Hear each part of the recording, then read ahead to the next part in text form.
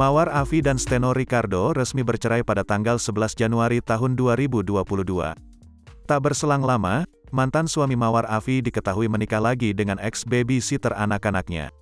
Terkait hal itu, sang babysitter disebut-sebut sebagai orang ketiga dalam rumah tangga penyanyi jebolan ajang pencarian bakat Akademi Fantasi Indosiar, Afi, itu. Sempat merasa terhianati oleh mantan babysitter anaknya, Mawar Afi mengaku tidak trauma jika nanti menikah kembali. Kendati demikian, untuk saat ini ia tidak terlalu memiliki keinginan besar untuk menikah. Lantaran ia masih fokus terhadap tumbuh kembang ketiga buah hatinya. Kalau trauma enggak, tapi kalau nyari untuk saat ini biarin aja lah, jelas Mawar. Nolak enggak, tapi nyari banget sampai ngoyo juga enggak, lanjutnya. Bagi Mawar, tidak adil jika menganggap semua laki-laki itu sama. Pun ia tidak akan menolak ketika dipertemukan dengan sosok laki-laki yang bisa menjadi pasangan hidupnya kelak.